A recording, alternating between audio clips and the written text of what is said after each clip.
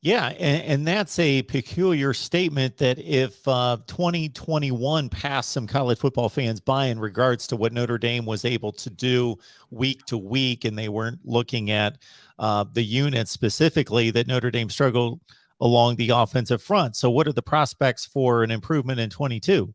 Well, look, even if there wasn't a new coach, the line would be better just because there's so many guys coming back. They're going to have 8 kids back next year that have started at least 2 games in their career. Obviously, Jarrett Patterson comes back as one of the best centers in college football. Josh Lugg came back for his 6th year. You've got Steve Carell. Andrew Kristofic started 7 games last year. Tosh Baker started multiple games. Michael Carmody started multiple games. But it's really the return of Patterson at center and the sort of the presence of the 2 rising sophomore offensive tackles from Blake Fisher at right tackle and Joe Alt at left tackle, and they're sort of interchangeable there, that sort of provided hope, at the end of the year, like, hey, these kids are really good. Joe Alt's dad played at the University of Iowa, played in the NFL for a while.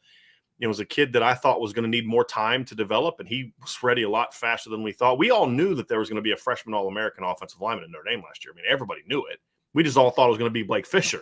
But then he got hurt in the first half of the Florida State game, didn't return to the bowl game, and he played very, very well in the game and a half he was there. But you've got those 2 young bookends at tight end. You've got Jarrett Patterson up the middle with the 2 tackles coming, returning, or the 2 young tackles. That also allows Josh Lugg, who started all year last year until the bowl game, a right tackle, to move inside the guard where we think he's going to be more comfortable. He's just one of those guys, Mark, where he's never been super comfortable as a space guy.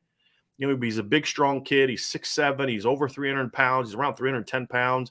He's just a kid that you want to be in tighter quarters. Well, as a guard, he can do that. And his game, I think, is better suited for that. And then, of course, Andrew Kristofic, who got 7 much-needed starts last year. So there's a lot of optimism about the line. And then, like I said, there's 3 guys on the bench that have started at least 2 games each.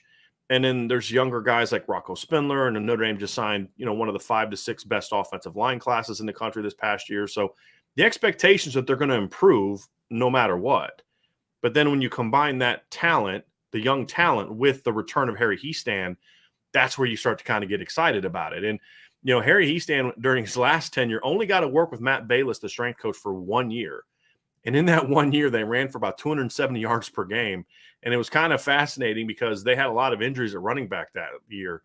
And it's like it didn't matter who they put in at running back. Josh Adams had a monster year, had 1,400 yards. Dexter Williams only had 30-some carries, but averaged like over 9 yards a carry. Tony Jones did well when he got in. Deion McIntosh even did well when he got in.